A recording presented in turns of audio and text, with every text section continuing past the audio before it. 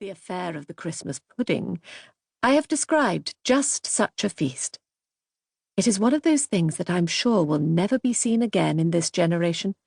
Indeed, I doubt nowadays if anyone's digestion would stand it. However, our digestion stood it quite well then. I usually had to vie in eating prowess with Humphrey Watts, the Watts son next to James in age. I suppose he must have been 21 or 22 to my 12 or 13. He was a very handsome young man, as well as being a good actor and a wonderful entertainer and teller of stories. Good as I always was at falling in love with people, I don't think I fell in love with him, though it is amazing to me that I should not have done so. I suppose I was still at the stage where my love affairs had to be romantically impossible, concerned with public characters, such as the Bishop of London and King Alfonso of Spain, and of course with various actors. I know I fell deeply in love with Henry Ainley when I saw him in The Bond Man, and I must have been just getting ripe for the KOWs, keen on Wallers, who were all to a girl in love with Lewis Waller in Monsieur Beaucaire. Humphrey and I ate solidly through the Christmas dinner. He scored over me in oyster soup, but otherwise we were neck and neck. We both first had roast turkey, then boiled turkey, and finally 4 or 5 slashing slices of sirloin of beef. It is possible that our elders confined themselves to only one kind of turkey for this course, but as far as I remember, old Mr. Watts certainly had beef as well as turkey. We then ate plum pudding and mince pies and trifle. I rather sparingly of trifle because I didn't like the taste of wine. After that, there were the crackers, the grapes, the oranges, the Elvers plums, the Carlsbad plums, and the preserved fruits. Finally, during the afternoon, various handfuls of chocolates were fetched from the storeroom to suit our taste. Do I remember being sick the next day? Having bilious attacks? No, never. The only bilious attacks I ever remember were those that seized me after eating unripe apples in September.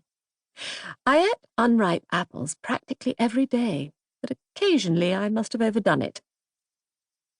What I do remember was when I was about 6 or 7 years old and had eaten mushrooms.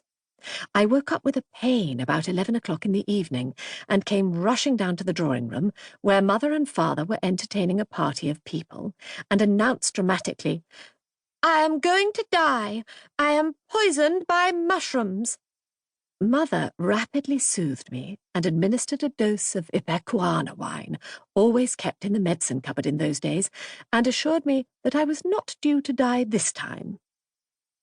At any rate, I never remember being ill at Christmas. Nan Watts was just the same as I was. She had a splendid stomach. In fact, really, when I remember those days, everyone seemed to have a pretty good stomach.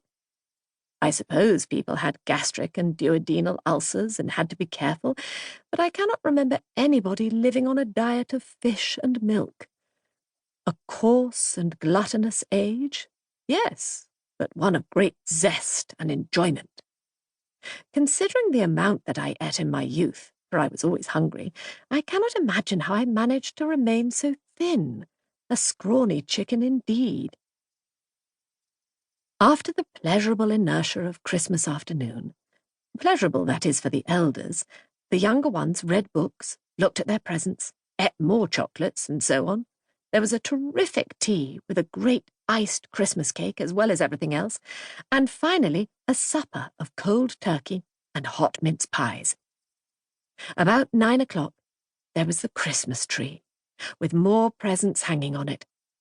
A splendid day, and one to be remembered till next year, when Christmas came again.